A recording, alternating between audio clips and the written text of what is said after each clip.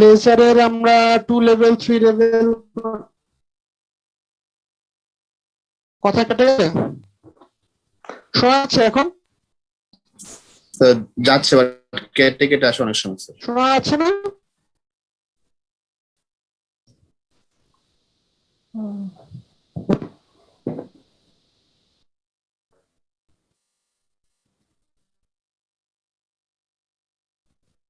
আচ্ছা, তো লেজারের ক্ষেত্রে যেটা দেখেছিলাম যে একটু পর্যন্ত আমরা দেখেছিলাম যে লেজারের বিভিন্ন 3 লেভেল লেজারের পাম্পিং পাওয়ার কিভাবে বের করা যেতে পারে। 4 লেভেল লেজারের ক্ষেত্রে আমি স্লাইডটা দেখবো যে 4 লেভেল এবং 3 লেভেলের মধ্যে রিলেশন কি আছে।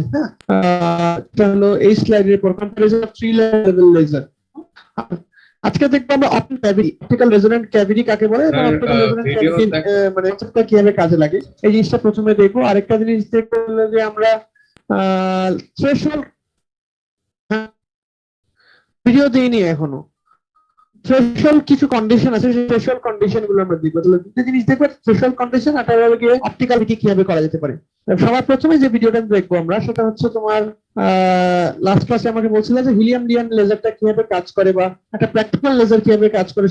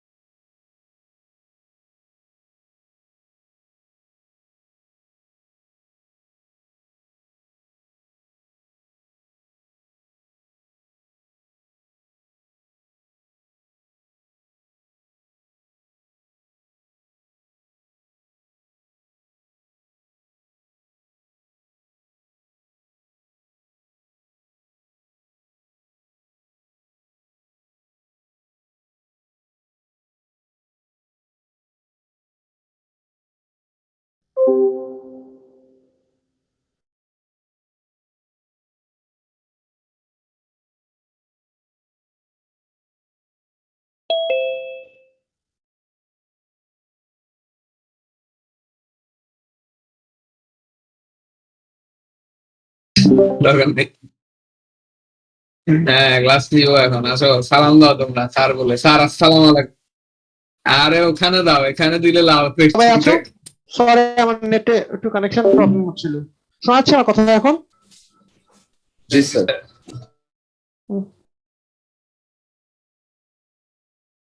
আচ্ছা, সো আমরা একটু দেখি।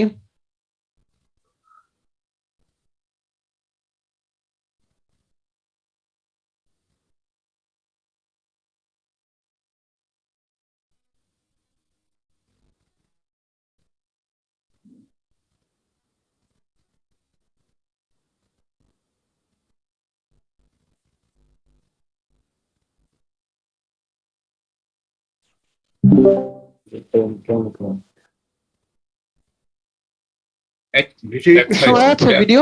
So the next laser system is helium neon laser. আচ্ছা, So by using তো একটা helium practical neon, laser we আমরা will- দেখবো, 3 স্টেট লেজার, সেটা হলো হিলিয়াম নিয়ন লেজার। হ্যাঁ, তো হিলিয়াম নিয়ন লেজার কোয়েশ্চেন আসতে পারে, ডিফাইন বা explain how a helium neon laser can work.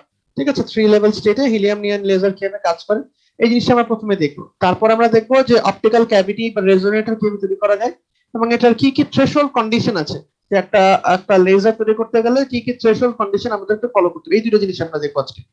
তো প্রথমে হিলিয়াম নিয়ন লেজারের পুরো ইয়াটা দেখো। আমরা এটাকে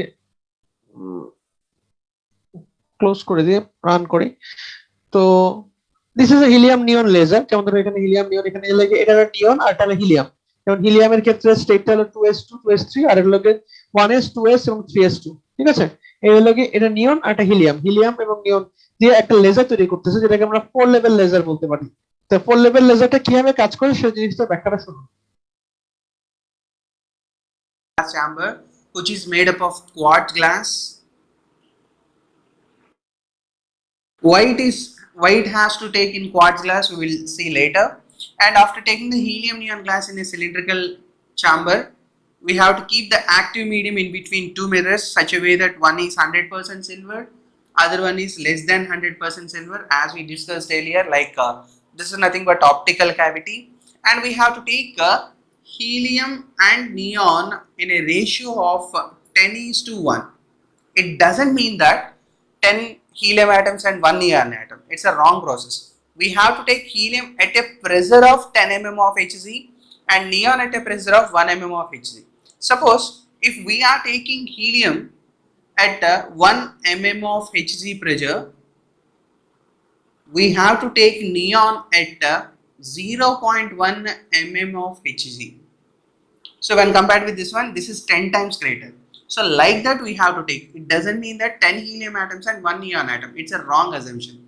We have to take helium at a pressure of 1 mm of Hg and neon at a pressure of, helium at a 10 mm of Hg, neon at a pressure of 1 mm of Hg.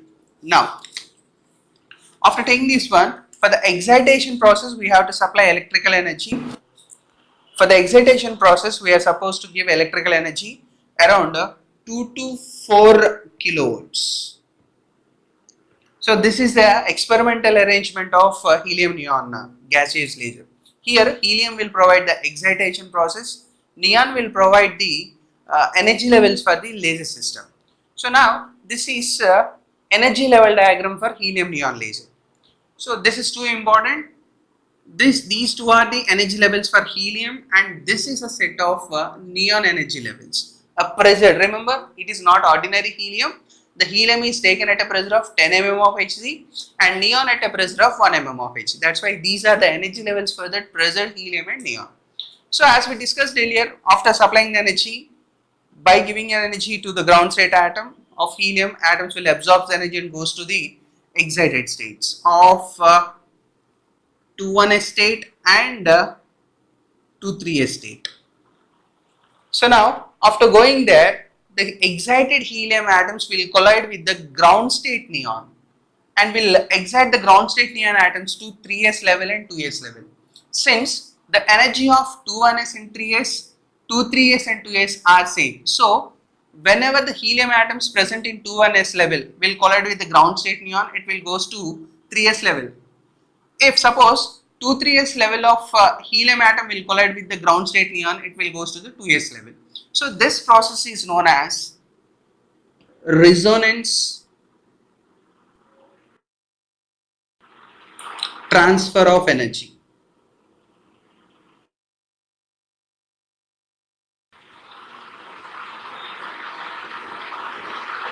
So the meaning of resonance transfer of energy means resonance means same.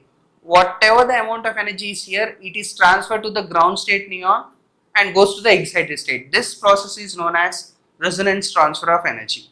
So since the 3s levels and 2s levels are metastable states, that means electrons or atoms are spending more time there.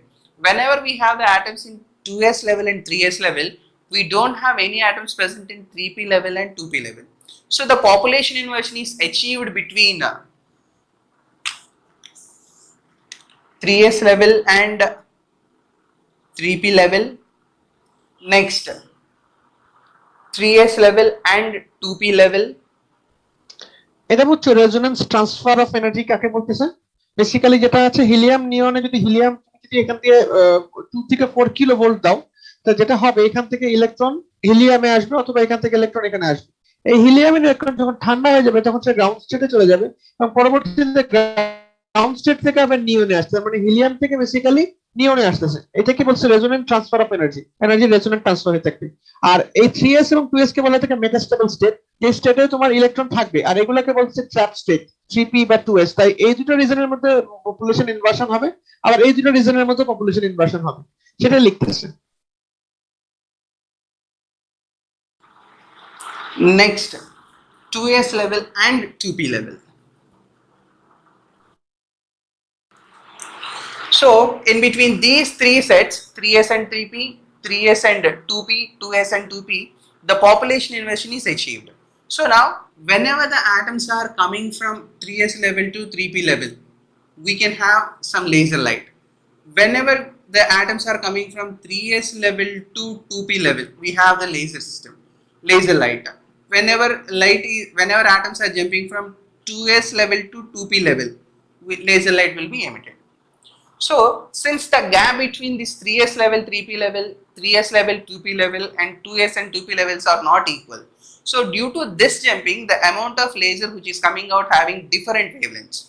So whenever atoms are coming from 3s level to 3p level, here you can have around 3.39 micrometers of laser light. Here you can have 6328 angstroms, and here you can have 1.15 micrometer. I repeat, whenever light is coming from 3s to 3p level, we can have around 3.39 micrometer wavelength of laser will be emitted. Whenever light is coming from 3s to 2p level, which is the highest radiation, 6328 angstrom will be emitted. Whenever light is coming from 2s to 2p level, we can have around 1.15 micrometers of laser will be emitted. So these three are emitted. After this, they will come to the 1s level. They will make a downward transition to 1s level, and from 1s level to ground state. So since these are coming to ground state means whenever an atom is in ground state means it is not excited, which is in rest position. So whenever helium atoms are moving in this chamber, whenever the position where they are in rest condition is whenever it collide with the wall. So atoms are coming to the ground state means while they are moving in a chamber, it collides to the walls of the chamber. Then it is said to be in ground state. So by colliding with the walls of the chamber, the atoms will come to the ground state. So now ground state means the atoms collide with glass quartz chamber.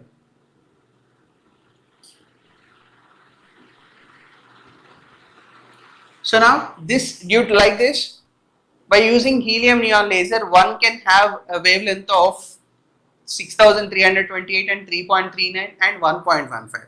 So these are the three wavelengths which will emit outside.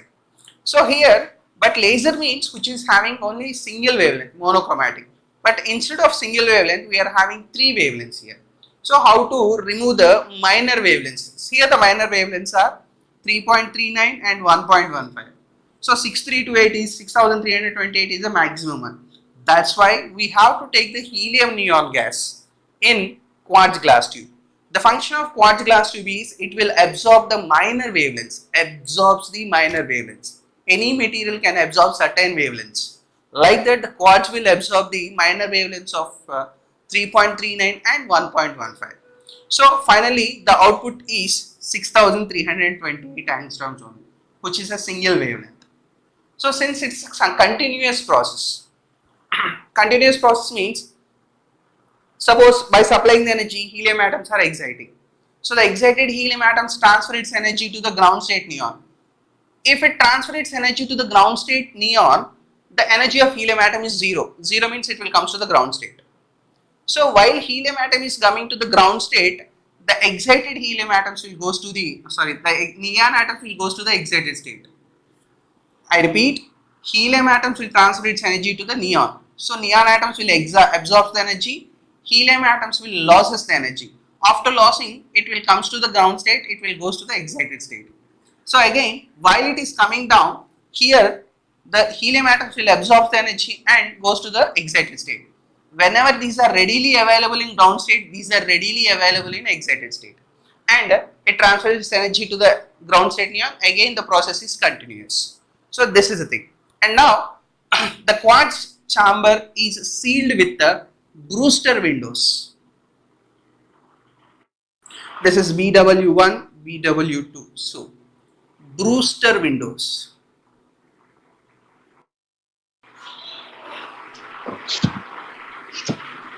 So Brewster windows means the ends of the quartz glass tube is sealed with certain angle. These are the glass, nothing but glass plates sealed with certain angle. Suppose whenever the laser which is coming out here is 6328, which is a unpolarized light,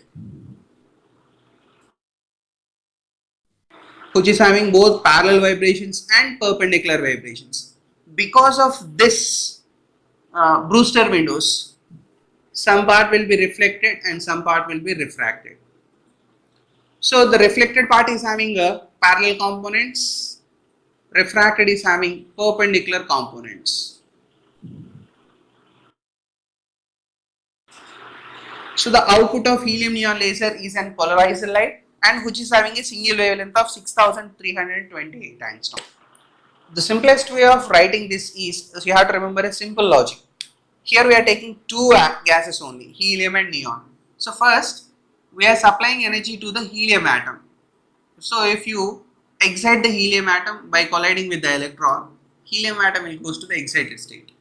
So the excited helium atom will collide with the neon. So neon will excite, while after exciting neon will never stays in the excited state for a longer time. After some time it will comes to the ground state. So while it is coming down, you can have a laser light. So this is simple mechanism which is explained there. First we are supplying energy, helium atoms are exciting. After exciting, helium atoms will transfer its energy to the neon ground state. Then neon will excite while it is coming down, you can have a laser light. And here what we have to remember is resonance transfer of energy. So the meaning of resonance transfer of energy means same. Whatever the energy of this 21s and 23s are carrying, the 2s and 3s also carrying the same energy. Both are having equal energies. Or if you are unable to remember this 23s and 21s for a simple reason, here remember instead of this, remember this as He1, He2. All these as Ne1, Ne2, Ne3, Ne4 and Ne5. So while you are writing, how to write is by supplying the energy, the helium atoms will excite to helium 1 and helium 2 levels. So the atoms which are excited will transfer its energy to the ground state of neon. Then neon atoms will excite to Ne3 and Ne5 levels. You can have 1.15 micrometers. So simply you can write this, but remember you have to write the concept of how resonance transfer of energy will takes place. So the next laser system is helium neon laser. বুঝা গেছে জিনিসটা? Sir একটা question ছিল sir. হ্যাঁ, হ্যাঁ, sir বলো। Helium sir top level থেকে sir ground স্টেটে আসতেছে তখন স্যার দুটো সেম অরবিটাল দেখে কোন sir Next laser system is helium emit neon করতেছে laser. না স্যার। হ্যাঁ বলো।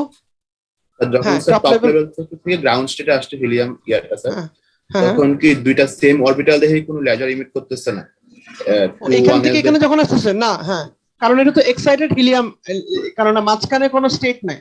আর নিয়ন যে আছে সে নিয়নের যেহেতু এটা জাস্ট মাত্র দুইটা স্টেট, কিন্তু নিয়নের তো 3p এবং 2p দুইটা স্টেটই আছে, যার কারণে এখান থেকে সে এখানে স্টেট আসতে পারে। আর এখানে দেখো পপুলেশন ইনভার্সন হচ্ছে না, আমরা আগেই বলেছি দুইটা স্টেটের মধ্যে কখনো লেজার পপুলেশন ইনভার্সন হতে পারে না। পপুলেশন ইনভার্সন হতে গেলে অ্যাটলিস্ট 3টা স্টেট বা 4টা স্টেটের প্রয়োজন হয়। ওই জন্য যখন সে হিলিয়াম এখান থেকে অপটিক্যাল পাম্পিং এর মাধ্যমে আমি এখানে যখন আনতেছি, তখন সে যখন এখান থেকে গ্রাউন্ড স্টেটে আসতেছে কোনো একটা লেজার ইমিট করতেছে না, স্পন্টেনিয়াস ইমিশন হচ্ছে।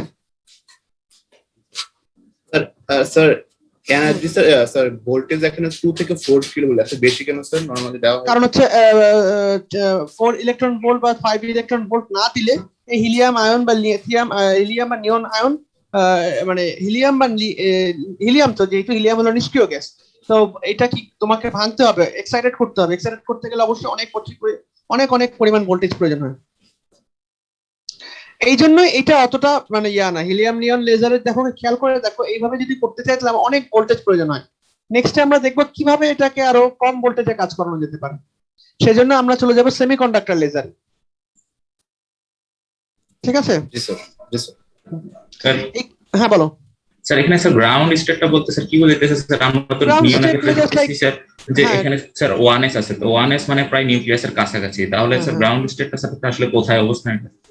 গ্রাউন্ড স্টেট মিন্স লাইক মানে সার্কিট কমপ্লিট করার মতো। যেমন ধরো এই যে কোয়ার্টজ আছে না, এখানে তো একটু লাস্টেই বলছিল যে যখন তোমার ফাইনাল যে ইয়াটা হয় collide with the quartz chamber, মানে এখানে যে ইলেকট্রন থাকে আস্তে আস্তে যখন টেম্পারেচার শেষ হয়ে যায় তখন সেটা, যেহেতু তুমি যেটা বললা যেটা এবং এটা খুব কাছাকাছি থাকে, তো বেসিক্যালি এটা collide with the quartz chamber, মানে কোয়ার্টজ চেম্বারের সাথে অ্যাটম গুলা যে কোলাইড করে এবং যেহেতু এটা মানে অনেকটা রেফারেন্স লেভেলের মতো কাজ করে, পুরোটাই সেটা অবজার্ভ করে নেয় যে ইলেকট্রন গুলা বা যে ফোটন গুলো এখানে থাকে। তার মানে স্যার কোয়ার্টজ ক্লাসটাতে স্যার ওখানে স্যার এটা রিফ্লেক্ট হয়ে এনার্জি অ্যাবসর্ব করে, তার এই কারণে এটা গ্রাউন্ড স্টেট, এই জন্য এটা গ্রাউন্ড স্টেট হিসেবে কাজ করতেছে।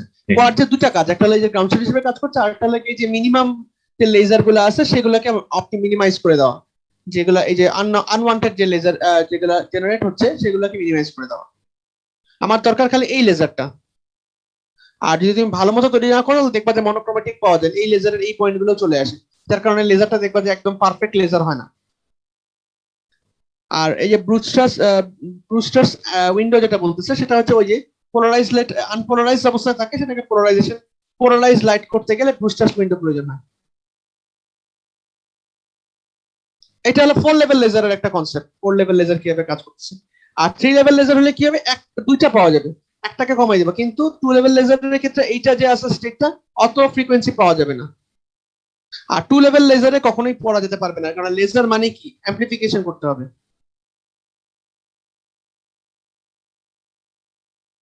বুঝা গেছে তাহলে একটা হিলিয়াম নিয়ন লেজার কিভাবে কাজ করে? আচ্ছা, কোনো কোশ্চেন আছে? না থাকলে আমরা নেক্সট আমরা যাব আমাদের স্লাইডে যদি দেখি আমরা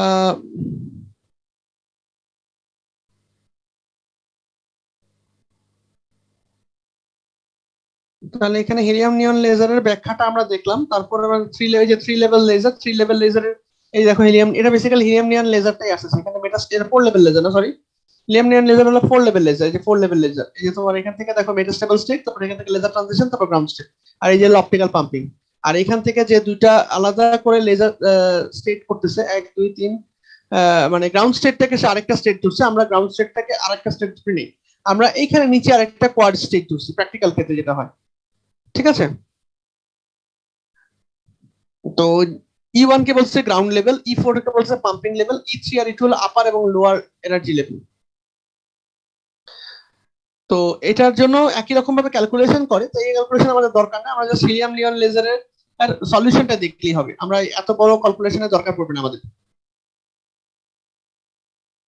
আর এখন আমরা যে জিনিসটা দেখবো সেটা হচ্ছে তোমার থ্রেশহোল্ড কন্ডিশন। কি কি থ্রেশহোল্ড কন্ডিশন প্রয়োজন হয় একটা লেজার তৈরি করতে গেলে? বেসিক্যালি লাইট যেটা আছে, তোমরা যদি হিলিয়াম নিয়ন লেজারটা দেখবা যে ডান দিকে এবং বাম দিকে একটা মিরর দেওয়া আছে। এই মিরর দেওয়ার মেইন কারণ হচ্ছে হলো গিয়ে সেখানে লাইটটা বাউন্স ব্যাক করে চলে আসা।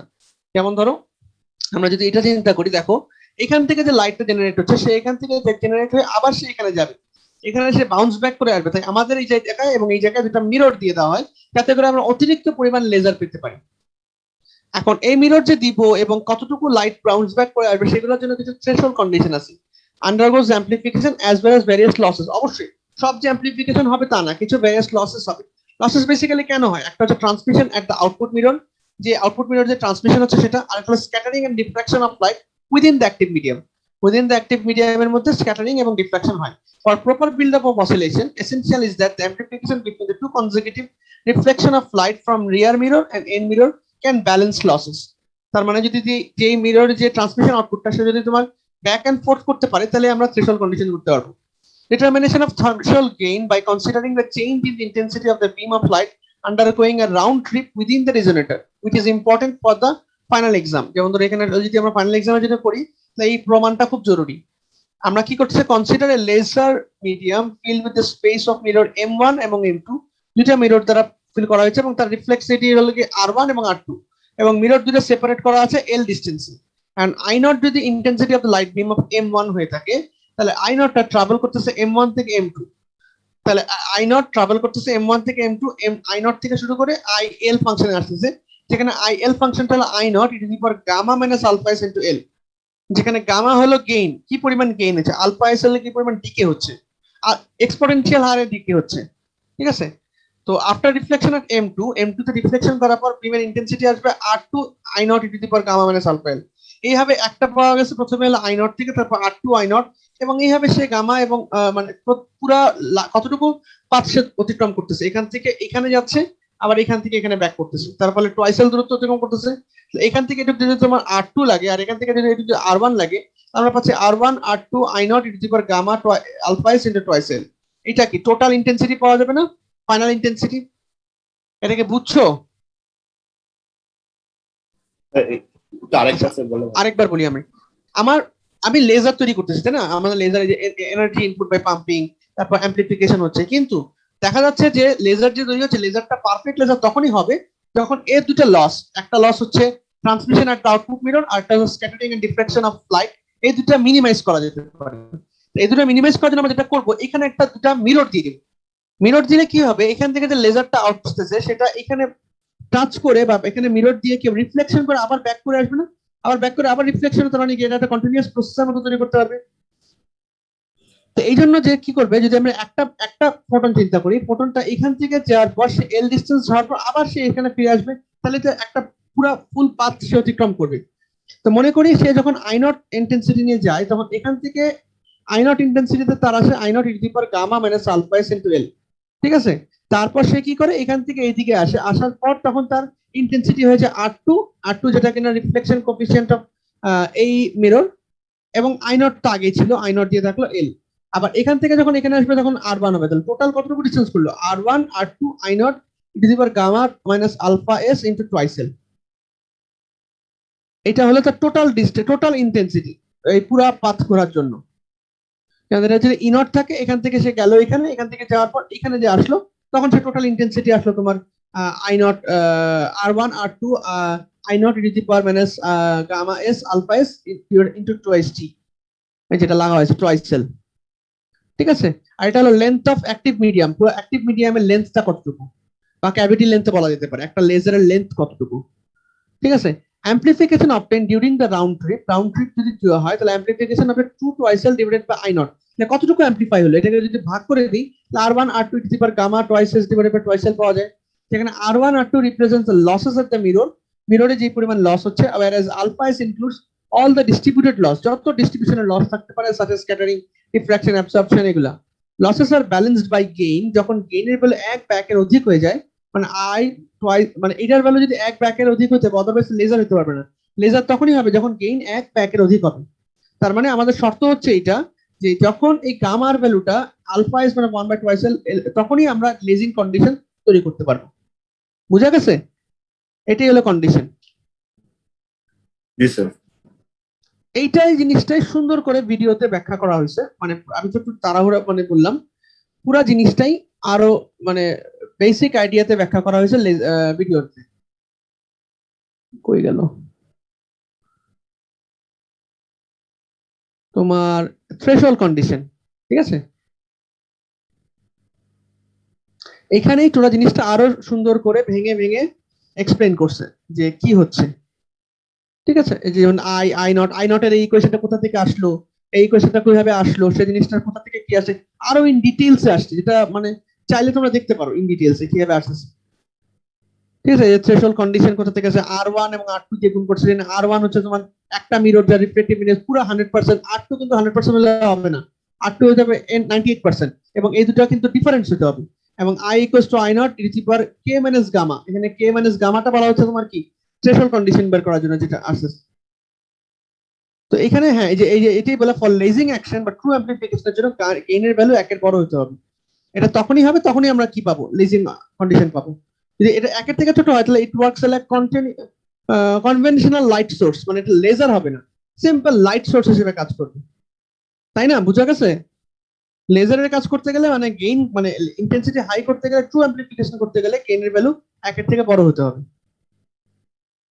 এবং এখানেই টোটাল জিনিসটা যে টুয়াইস এল যদি থাকে তাহলে আলটিমেটলি ক্যালকুলেশন করে ওই একই রেজাল্ট আনছে। দেখো gamma equals to gamma plus 1 by twice L log 1 by R1 minus R2। তো কেউ যদি ওইটা না বুঝে, ওটা যদি লেকচার না দেখে বুঝতে অসুবিধা হয়, তাহলে এখানে এটা দেখতে পারো ভিডিওটা। গেইনের ভ্যালু বড় করতে হলে স্যার আমরা কিছু R1 R2 এগুলো চেঞ্জ করব। হ্যাঁ, এই যে গেইনের ভ্যালু এক করতে গেলে যে আর এই যে এই জিনিসটা করতে হবে তোমাকে, alpha S 1 by twice L ln R1 R2। R1 R2 হলো যে মিররের রিফ্লেকটিভ ইন্ডেক্স, মানে মিরর লসলেস মিরর তো করা খুব কঠিন। তো আমাদের মেইন লক্ষ্যটা রাখতে হবে এল এর উপর, মানে তুমি এল মানে কি, এল মানে হলো ক্যাভিটি লেন্থ আপ ডাউন করার মাধ্যমে আমরা গেইনটাকে ইনক্রিজ বা করাতে পারবো, লসেস গুলোকে ব্যালেন্স করাতে পারবো। কারণ আলফা এস তো স্ক্যাটারিং, ডিফ্রাকশন, অ্যাবসর্পশন এগুলো তো হবেই, পুরোটাই এল এর উপর ডিপেন্ডেন্ট করবে। বুঝা গেছে? আচ্ছা, এটা ছিল কন্ডিশন ফর লেজার। আর যদি থ্রেশহোল্ড কন্ডিশন মানে সর্বনিম্ন কি পরিমাণ কন্ডিশন প্রয়োজন হয়, shows that initial gain must be exceed the sum of losses in the cavity. The condition is used to determine the threshold value of pumping energy for lasing action. gamma amplification of the laser depend on how hard the laser medium is pumped. মানে কি পরিমাণে pumping করা হচ্ছে, as the pumping power is slowly increased, a value of gamma threshold called gamma threshold value which is reached and the laser মানে কখন কোন মুহূর্তে লেজিং position শুরু হবে, সেটা হচ্ছে এই পজিশন, যদি ইকুয়াল টু না গ্রেটার দ্যান ইকুয়াল টু 2 এই পজিশন হলেই লেজার শুরু হবে। For laser to oscillate, laser থেকে অসিলেশন করতে গেলে গামার ভ্যালুটা অবশ্যই গামা থ্রেশহোল্ড ভ্যালু থেকে বড় হতে হবে। This state is the criterion when the net gain would be able to counteract the effects of loss in cavity, মানে লস তো থাকবে যে ওই মুহূর্তে গামার ভ্যালু গামার থেকে বড় হয়ে যাবে, মানে রিফ্লেকশন হওয়ার সময় সেই মুহূর্তে সে লেজার হিসেবে কাজ করা শুরু করবে। ঠিক আছে, the value of gamma must be at least gamma threshold for lasing condition grow and amplification reaches saturation. It lowers the value of gamma in turn and eventually an equilibrium value is attained in the gamma threshold. বুঝা গেল একটা reason. আচ্ছা, আরেকটা condition আছে population ইনভার্সনের জন্য। কি পরিমাণ population inversion আমার প্রয়োজন পড়বে? পপুলেশন ইনভার্সন কাকে বলে? আমরা জানি যে n2 - n1 threshold is the called the population inversion, মানে n2 রিজনে কি নাম্বার অফ অ্যাটম বেশি থাকতে হবে n1 থেকে, अदरवाइज কি যেটা আমরা একটু আগে দেখে আসলাম যে দুইটা লেভেলের মধ্যে কেন সম্ভব না, দুইটা লেভেলের মধ্যে সম্ভব না কারণ এখানে যদি বেশি না থাকে, এখানে যদি সমান থাকে তাহলে এখান থেকে এখানে চলে যাবে, এখানে জিরো হয়ে যাবে, আবার এখান থেকে এখানে চলে আসবে জিরো হয়ে যাবে, কিন্তু এখানে যদি বেশি থাকে তাহলে এখান থেকে সে নামতে পারবে। তার মানে এটা হলো একটা বিশাল শর্ত population inversion, n2 has to be greater than n1। এইটার জন্য একটা ভালো ভিডিও হচ্ছে এই জিনিসটা, এটা দেখবা তোমরা একটু দেখি, বেশিক্ষণ না, ছোট ভিডিও এটা একটা। শোনা যাচ্ছে? Einstein coefficients are first one, the amount of energy that we are supplying to the system should be high, and second one, we have to maintain the population inversion. So what is meant by population inversion? In general, the number of available atoms in the ground state are more than the excited state. We have more number of atoms present in E1 level. We don't have any atoms present in E2 level unless we supply the energy here. So by supplying the energy, the atoms, so in general, N1 is greater than N2. So to produce the stimulated emission process, we should have number of electrons in the excited should be greater than number of electrons present in the ground state. So we have to maintain this condition. Maintaining more electrons in the excited state than in the ground state is known as population inversion. এটা খুব জরুরি, এই population ইনভার্সনটাই হলো লেজারের main principal. আমাকে যে কোনোখানে laser জিজ্ঞেস করলে পপুলেশন ইনভার্সন কাকে বলে, কেন হচ্ছে, এটা জানা দরকার। I repeat, the maintaining more electrons in the excited state than the ground state. In general, we have N1 is greater than N2. Normally general কেসে n1 is greater than n2 হয়, কারণ এখান থেকে স্টেট আপ স্টেটে যায়, ঠিক আছে, তাই এখানে ইলেকট্রন সংখ্যা বেশি থাকে, আপার স্টেটে নাম্বার অফ স্টেট কম থাকে।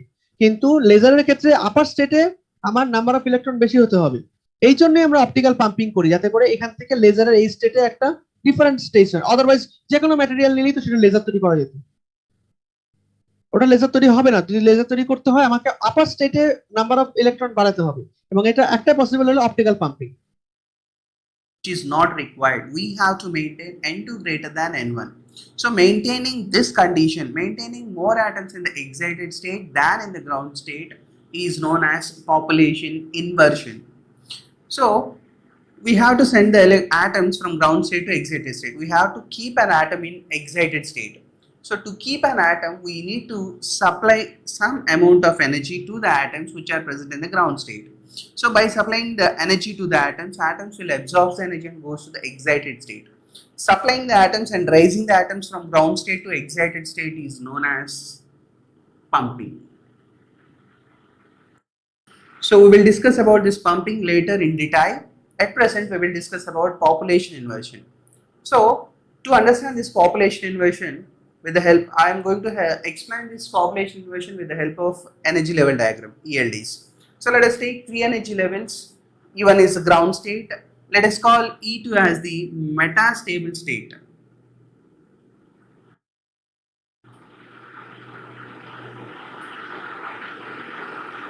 And this E3 as excited state.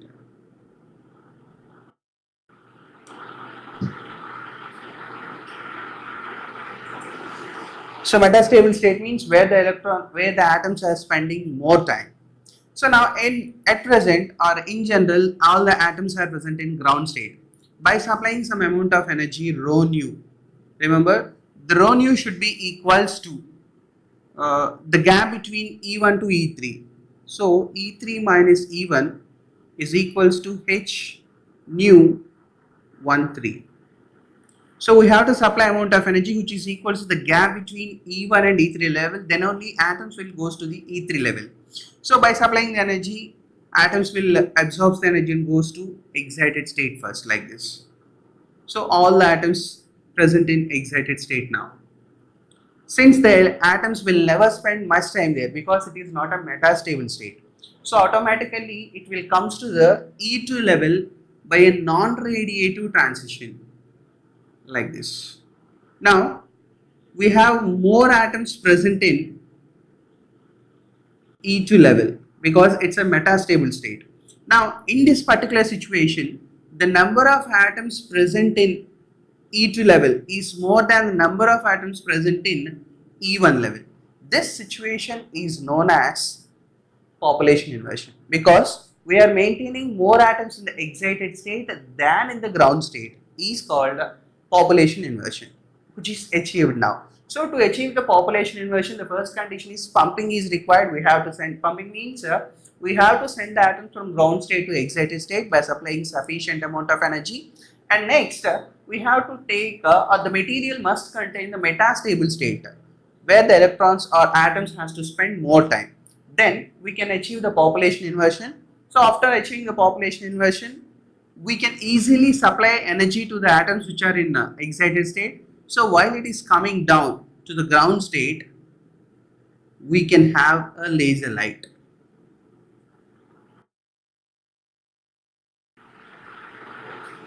So this concept is known as population inversion. বুঝা গেছে পপুলেশন ইনভার্সন? কোনো কোশ্চেন আছে পপুলেশন ইনভার্সনে?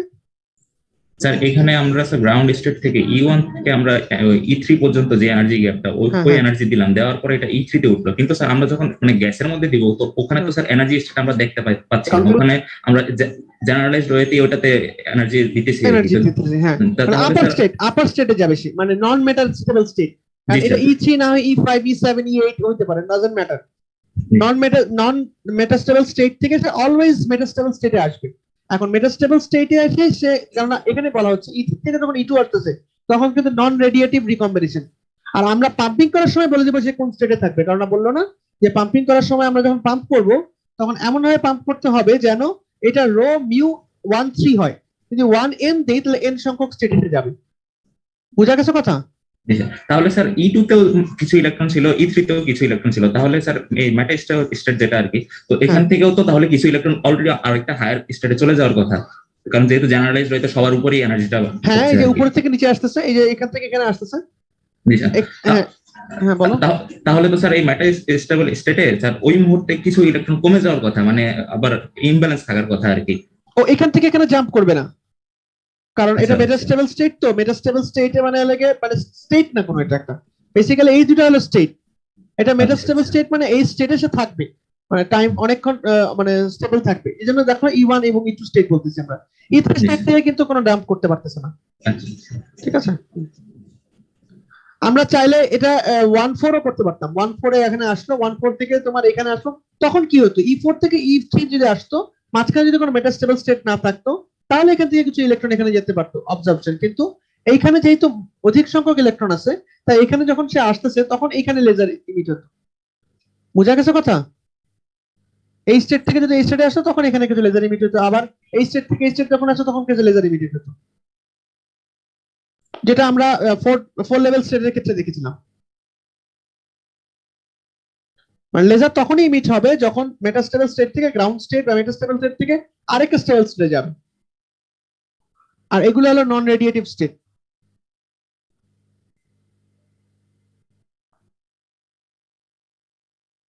আচ্ছা, তো সেটাই এখানে বলা হয়েছে থ্রেশহোল্ড কন্ডিশনের ক্ষেত্রে, যে একটা যেটা আছে সেটা হচ্ছে একটা আমরা বের করেছিলাম যে গামা কিভাবে বের করা যায় থ্রেশহোল্ড গেইনের জন্য কন্ডিশন, আরেকটা হচ্ছে ক্রিটিক্যাল পপুলেশন ইনভার্সন।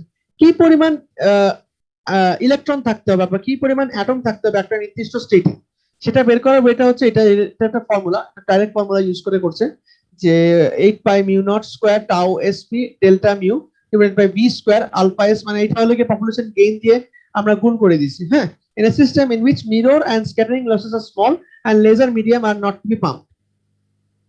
ওকে, আর একটা লাইটিং পালস আমরা নেক্সট ক্লাসে আছে এটা নিয়ে আলোচনা করব যে ক্রিটিক্যাল পপুলেশন ইনভার্সন কিভাবে আসছে। ওকে, আমরা ক্রিটিক্যাল পপুলেশন ইনভার্সন এই যে ফর্মুলাটা আসছে সেটা কিভাবে আসছে সেটা আমরা নেক্সট ক্লাসে আলোচনা করব। ঠিক আছে, তাহলে আজকে একটু পর্যন্তই থাক। হ্যাঁ।